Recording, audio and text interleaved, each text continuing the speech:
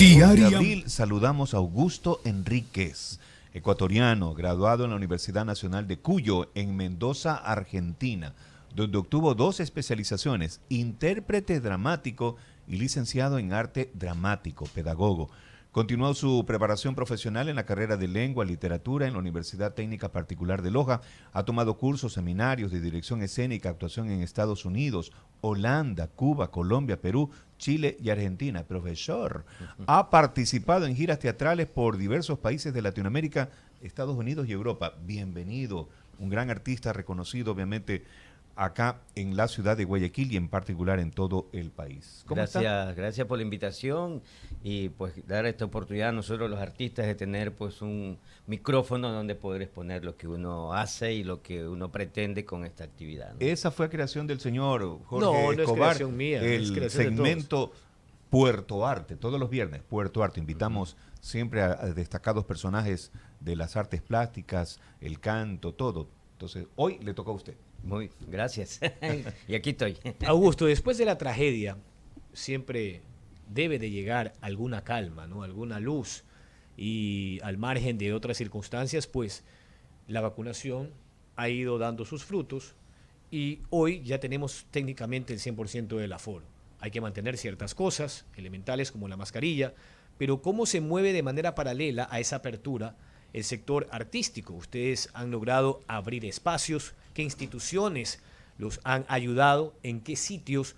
Para poder ir saliendo, ¿no? Ir trepándose de manera más consistente a esta boya luego de ese naufragio que ha sido la pandemia. Bueno, la verdad que para nosotros los artistas, especialmente los actores, fue muy, muy difícil porque imagínate que no contar con el espacio de los escenarios, bueno, de presentarte.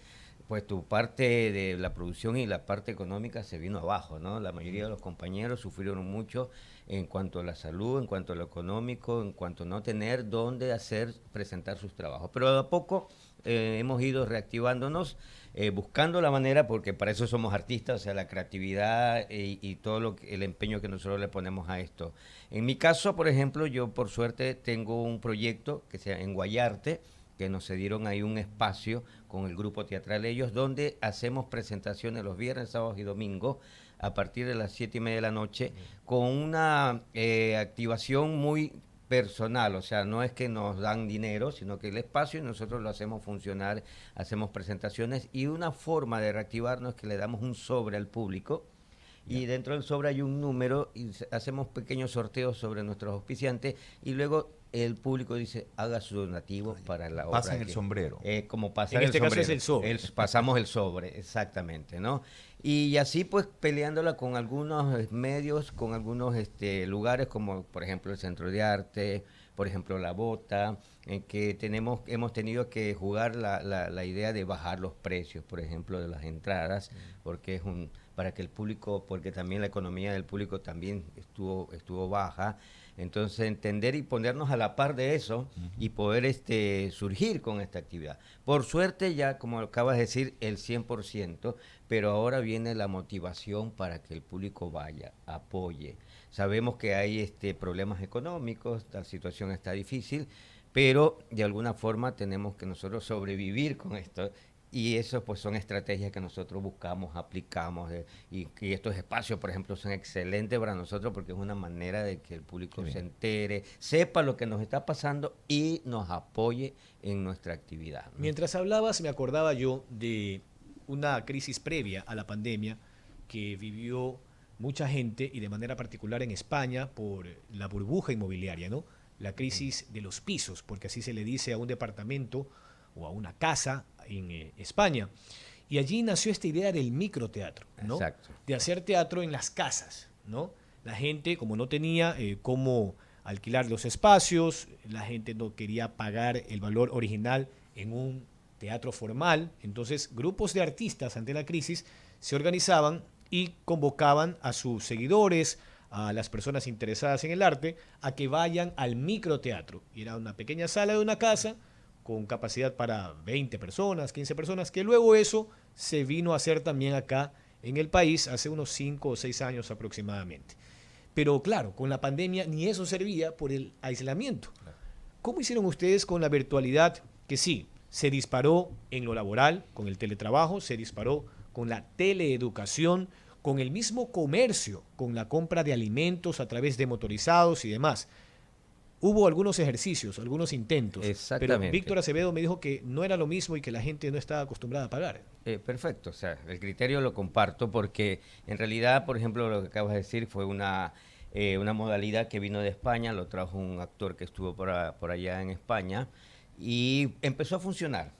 O sea, grupos de teatro independientes que no podían acceder a grandes salas por los costos, a veces la cantidad de público que no es posible, a veces llenaron.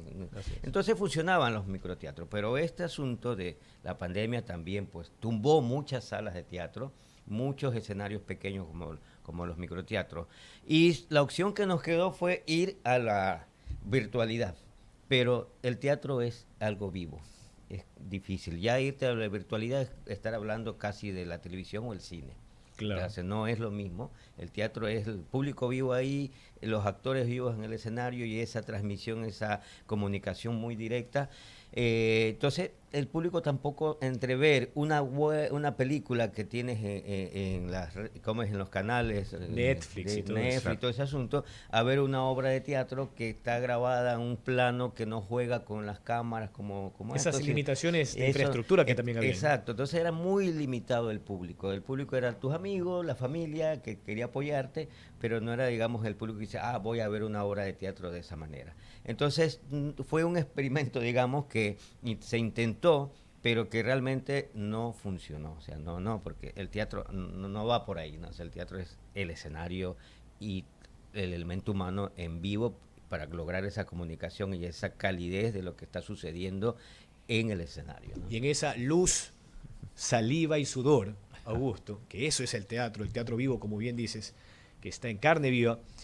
Ustedes un poco se concentraron desde el principio, ¿no? Tienes ese perfil del teatro infantil con tu grupo, Curombos, y que de alguna forma también gira su trabajo a esa población que necesita mucha atención, y no solo por las amenazas consabidas, porque allí tenemos desde abuso sexual, bullying, drogas, alcohol, violencia intrafamiliar, y aparece entonces el teatro no solo como una especie de ejercicio de liberación espiritual, sino de espejo de la sociedad, porque el teatro no solamente es para divertir o para exponer dramas, sino para protestar. Así es, sí. Mira, te cuento que justamente el teatro infantil es una de las áreas más difíciles y por eso muy pocos grupos o actores se dedican a esa actividad dentro de la que es la parte lúdica con los niños. Los niños son muy sinceros.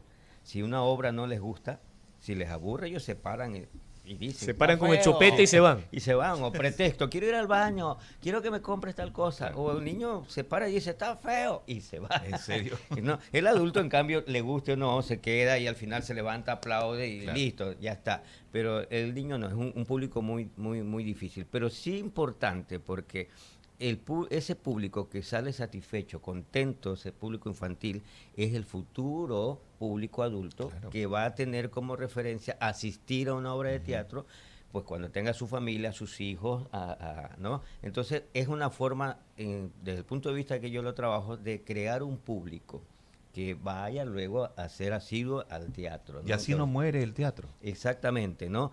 Y por otro lado, como acabas de decir, la importancia que es la parte formativa. O sea, cómo a este público le damos ciertos valores, ciertos criterios, cierta percepción de su mundo, de lo que puede estar sucediendo bien, como lo que no puede estar sucediendo, ¿no? Por ejemplo, ahora tenemos un gran problema, más allá de que la tecnología es importantísima, pero tenemos a los chicos que están con el aparatito todo metido así, lo cual les quita un elemento importante que es su parte corporal, su parte lúdica, su parte psicomotriz. Y a veces hasta problemas de sistemas nerviosos con eso que están así. Entonces, les decimos siempre, bueno, el teatro te da la oportunidad de que olvides un ratito esto y te diviertas y te comprometas con otro tipo de juego que tiene que ver a gente en el escenario moviendo el cuerpo, saltando, haciendo cosas, y a veces se los invita al público infantil a ser parte de esa dinámica y pues se descubren que tienen un cuerpo y que son niños y que tienen que jugar, ¿no? Entonces, de ahí también el valor que tiene dentro de lo que es el teatro para niños. Augusto, cuando usted ha estado ya en el escenario y obviamente ha participado en algunas partes, ¿Qué satisfacción siente usted? ¿Qué dicen que es súper difícil hacer reír? Porque más fácil dicen que es hacer llorar. Usted que es dramático y todo aquello, ¿no? ¿Cuánto le ha costado de pronto hacer reír a un público? Cuando usted cree que ese chiste, ese sketch es bueno y el público nada. Bueno, mira, aquí también tenemos un problemita respecto a lo que es el humor guayaquileño, el teatro, dentro de lo que es el humor. Porque hacer humor es una cosa muy compleja, trabajar el humor para que el público, por un lado, ese humor inteligente, que el público reflexione sobre su realidad, se ría de su realidad, pero que a la vez lo haga reflexionar. Pero muchas veces caemos en ese humor muy fácil, ¿no? Del humor de la burla del otro, del humor de doble sentido. La vulgarización, ¿no? Exactamente. Entonces, eso hace que a veces los grupos de teatro, actores, compañeros nuestros, que por necesidad de tener un público, de que haya un ingreso económico, entonces se hacen tipo de obras con humor que sabemos que el público se va a reír, porque indudablemente si ves a alguien disfrazado ¿cómo es? De mujer y haciéndote que pasa esto y lo otro, uno se ríe, ¿no? Porque son recursos que te hacen reír de por sí. Son caricaturas. Exactamente. Entonces, ¿qué pasa? Que nos quedamos en ese nivel. Pero ya buscar otro tipo de humor significa ya investigar, indagar, conocer, incluso a verse un poco la sociología del pueblo donde estamos, la psicología de la antropología incluso. Todo ese tipo de trabajo para poder decir, a ver, podemos trabajar este tipo de humor que apela a estos sentidos, que apela a estas maneras de que el público se ría, pero que no sea una risa burlona, sino una risa reflexiva y crítica, ¿no? Como la sal quiteña y el ají guayaco, son distintos, ¿no? Exactamente, o sea, son dos formas de humor. A veces yo he visto obras que han hecho en Quito, por ejemplo, y la gente de Quito se ríe porque, ¿sabes? Les llega, es su idiosincrasia. Pero esa obra la trae Guayaquil y el guayaquileño está así. No pasa nada. No pasa nada. Claro. Y lo mismo pasa cuando vamos con obras Guayaquil allá. Claro. Nosotros acá la disfrutamos, pero cuando están allá dicen... ya es otra cosa, ¿no? Sí, de hecho, en los contenidos, en los espacios, por ejemplo, nunca será lo mismo lo que tú puedas ver en el Teatro Nacional Sucre, en Quito. Hablo de las puestas en escena, de las obras, versus lo que se puede poner acá en el Teatro Centro de Arte o quizás en el Sánchez Aguilar, en las salas pequeñas como Saruma, ¿no? Entonces, sí, definitivamente por ese lado hay gustos distintos, pero de eso se trata la pluralidad, no la democracia. Yo quería un poco volver al tema de los chicos, porque en efecto la tecnología nos acerca al mundo, acorta tiempo y espacio, pero nos aísla de la sociedad. Y al final estamos ante un grillete mental, estimado Augusto. Claro, es así, es así. Y ahí es donde el teatro interviene, la importancia que tiene el teatro. Y a veces le digo mucho a los papás, porque doy clases de actuación de niños de inicial hasta que se gradúan. Entonces a veces dicen los padres, pero ¿para qué el teatro? ¿Qué le sirve a mi hijo? Dice, mejor que estudie lo que tiene que estudiar. Pero digo, bueno, hay otra forma de que se desarrolle el ser humano, que es de conocerse a sí mismo, de limpiarse de lo que socialmente te pueda estar contaminando y destruyendo. Y bueno, el teatro es una manera de que te involucres físicamente con tu corporalidad, tu creatividad, tu emotividad, de que te abra un poco más el espectro del mundo, de que sepas por qué hay niños que trabajan, por qué hay mendicidad, por qué hay hambre, por qué hay el problema de lo ecológico con nuestro planeta y todo ese tipo de cosas, porque el teatro te permite acercarte a esos temas, a esa manera vivencial, porque el niño, al hacer teatro, aunque interprete un personaje, de alguna forma está asumiendo el problema a través de un personaje y lo lleva a la reflexión de eso y tal vez a tomar una actitud más positiva y de cambio a lo que le está pasando a él y alrededor suyo, ¿no? ¿Ha tenido que usted improvisar así, en ese momento, en ese instante, se vino abajo una luz, cayó alguna parte de la escenografía y tiene que improvisar? ¿Le ha tocado? Sí, eso pasa muchas veces. El público a veces no se da cuenta porque claro, ahí está la capacidad de los actores de que pasa algo y tenemos que hacerlo parte de, ¿no? Parte de lo que está pasando en el escenario. Ya claro que una persona experta en el asunto, o sea, yo voy a ver una obra de teatro y sé que algo pasó, yo ya sé que sucedió un elemento, claro, pero uno que sabe del asunto, pero el público lo toma como parte, como que de eso pasó por la obra y esas cosas. Para eso también nosotros los actores estamos entrenados para ante cualquier situación que aparezca, incluso a veces con el público, ¿no? Que el público quiere participar, reacciona, y cómo manejamos esa dinámica, que no se quede como ahí, como comúnmente decimos, no le paramos bola, sino que bueno, si estás por ejemplo, esto lo manejamos mucho en Guayarte, ahí, ¿no? Porque esto es en espacio abierto, con público que está paseando, familiar, y que sale a pasear y quiere divertirse, entonces quiere participar, ser parte de lo que está viendo de la obra, y nosotros recogemos eso y lo transformamos como parte del juego de la obra, ¿no? Entonces se crea toda una dinámica muy interesante donde el público se siente que es parte de, y no que está solamente como espectador pasivo, sino que está participando. Petrificado. Exactamente. Es decir, que de pronto alguien grita algo de pronto y ustedes en ese instante recogen eso. Claro, sí, sí, y sí. lo utilizan. Ya ahí, como te digo, la capacidad de improvisación de uno, si alguien dice, por ejemplo, alguna frase o alguna cosa, uno... Siempre hay alguien, ¿no? Sí, O sea, técnicamente no debería de pasar, pero claro. bueno. Pero sobre todo en lo que es en espacios abiertos, ¿no? Pero ya en salas, por ejemplo, donde el público sabe que va a un espectáculo, tiene cierta formalidad. Ajá, o sea, sabe claro, que va a haber obviamente. algo, y que si va a hacer o a decir algo, ya sería como quien dice, uno está rayado. Claro, Porque sí. está Claro, rompiendo la termina formalidad. siendo invasivo, pero bueno, ya eso obedece a un tema estrictamente cultural. Claro, exactamente. Pero bueno, si el público o algo sucede, pues hay que hacerlo parte de, Sí. para que no se note como que es un error o un problema que ha surgido, porque la idea es que el público se divierta y los actores sepamos cómo manejar cualquier situación que te aparezca en el escenario. Y improvisar es muy, muy complicado, muy difícil. Es difícil manejarlo, y sí. sobre todo es una práctica de mucho tiempo para saber cómo respondes ante una situación que se te aparece así imprevistamente, ¿no? Entonces, Claro. ya hay compañeros que tienen esa cancha, sobre todo compañeros que trabajan mucho en lo que es el teatro de la calle o animaciones, entonces que tienen mucho vínculo con el público y crea situaciones de ese tipo, ¿no? Entonces, hay compañeros que lo manejan muy bien. Eso. Augusto Enrique lo conocen también mucho por los sketches que ha hecho en televisión, participado.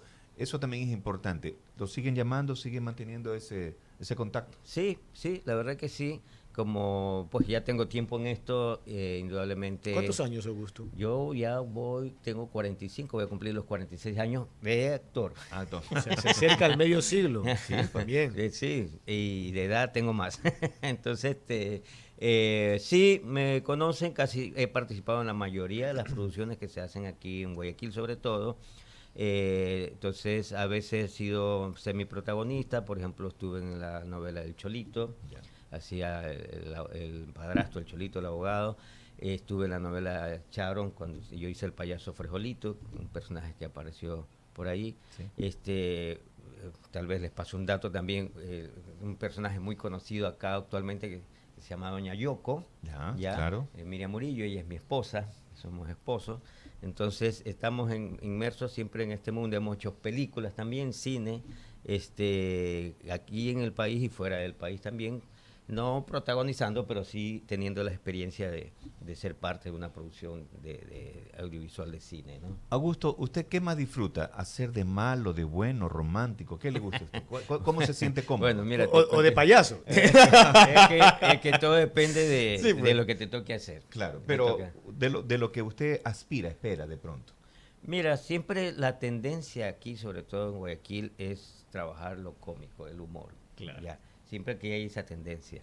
Es muy raro cuando tú vayas a ver una obra que dice que juega el drama o juega lo grotesco, ese otro tipo de forma o de género. A mí me gusta mucho la parte emocional, o sea, de donde uno muestra como actor que hay una capacidad de transmitir emociones y crear esa emoción también en el espectador, a través de un personaje que tiene una fuerza psicológica, una fuerza de conflicto humano y ese tipo de cosas, ¿no?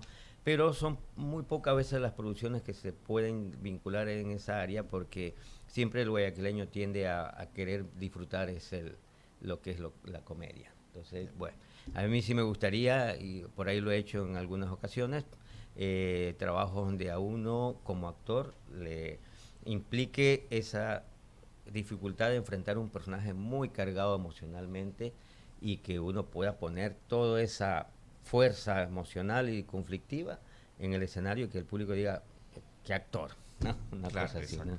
Una cosa así, ¿no? Pero siempre uno pues no puede ir a veces en contracorriente porque acá está siempre lo cómico y va por ahí. Va por ahí. 7 de la mañana con 56 minutos. Augusto, estamos terminando esta entrevista para que puedas difundir la agenda que van a poner en escena al margen de lo que vienen haciendo, como nos has dicho, con la DACE, que es la Dirección de Acción Social y Educación del municipio de Guayaquil, en un espacio que también pertenece al Cabildo, porque ha sido inversión municipal, que es Guayarte. Aparte de eso, ¿hay proyectos para poner obras en otras salas, en otros escenarios? Sí, bueno, aprovechando el micrófono y lo que me pides, bueno, Guayarte estamos todo el año, viernes, sábado y domingo a partir de las 7:30 de la noche, haciendo obras familiares para las personas que van a pasear ahí. Yo tengo un proyecto que ya empiezo en mayo, ya empiezo el 15 de mayo Bien. en el Centro de Arte que se llama Los Domingos Infantiles y voy a empezar con el estreno de una obra para niños que se llama La Bella Durmiente.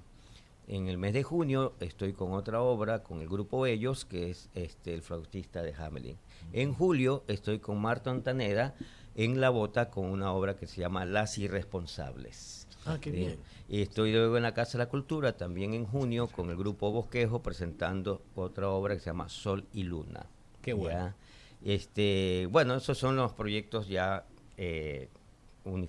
clarificados ya dentro del año lo que tenemos y de ahí pues ya vienen otros tipos de proyectos vacacionales que doy, cursos para fundaciones y siempre terminamos haciendo una muestra, pero digamos estos son trabajos más caseros, vamos a decir así, pero domésticos. domésticos. Ujú. Pero los trabajos profesionales, por eso le invitamos al público, Guayarte, Centro de Arte, La Bota, Casa de la Cultura, ahí van a ver mis trabajos como director, como actor también, y pues y con los grupos de actores con los que trabajo, que son actores profesionales. Esa riqueza en la experiencia de los años justamente quiere compartirla, ¿no? Así es. Ser maestro, por eso el profesor. Exactamente, o sea, por suerte me muevo en tres elementos, ¿no? Es la actuación, la dirección y lo que es la pedagogía teatral. O sea, yo soy, creo, uno de los pocos que tengo título aquí en el país de capacitado para ser profesor de actuación. ¿Ha enseñado a algún político a ser teatrero? Sí, a veces nos han llamado. Ahora lo entendemos todo, pues. Ya, pues. La gente se preguntaba, ahora lo entendemos todo. ¿Por Pues, qué? Augusto. Hay unos teatros que nos hacen, Dios mío. Porque en realidad sí ha habido personas, hace poco estuve allá en Cumandá y hay una persona que se quiere candidatizar de alcalde y justo lo conocimos y me decía, dice, bueno, mira, yo necesito tener esa capacidad que tienen los actores de Histriónica. claro, de cómo convencer, qué es lo que debo hacer. Entonces pactamos que en algún momento voy a trabajar con él viendo a ver cómo se para en el escenario, Claro. que es una de las primeras cosas, o sea, la seguridad y lo que llamamos la presencia escénica. La energía que tú tienes que emanar desde que ya apareces en el escenario y que llama la atención. Cómo juegas las manos, cómo juegas tu rostro, cómo te desplazas en el escenario cuando tienes la oportunidad, cuando no estás con un micrófono fijo. Y eso es parte del juego de la dinámica del espacio para llamar y mantener la atención del espectador, ¿no? O sea, a veces uno entra y no dice nada, simplemente hace esto y el público dice, ¿qué va a hacer? Claro. ¿Qué va a decir? Y La ya le estás expectativa, tomando ¿no? la atención del Claro. público, ¿no? Y luego empiezas con algún texto, el saludo, buenos días. Y el público, bueno, ya, ¿ahora qué más va a decir? Entonces son cosas que Claro. uno como actor y que muchas veces personas, no solo los políticos, sino personas que tienen cierto liderazgo de empresas, de todo ese tipo de cosas, que tienen que saber manejar para poder dirigir o ¿cómo es? Coordinar a un grupo humano con el que tú trabajas. Parece mentira, pero el lenguaje no verbal o el lenguaje corporal puede hablar mucho más que un buen discurso. Exactamente. Mucho Sí, señor. más. La expresión, lo que ha dicho Augusto, la comunicación visual, ¿no? Un gesto, alguien que puede estar tenso o muy alegre, ¿no? Si no, imagínese ese ejercicio maravilloso de un mimo, ¿no? Que habla con sus gestos, ¿no? Habla con Exactamente. muecas y con señas. 8 en punto, compañeros. Muchas gracias, Augusto Enríquez. Ya está ahí una agenda para que comprometamos visitar en familia y disfrutar del arte ecuatoriano, el arte guayaquileño en particular. Muchas gracias.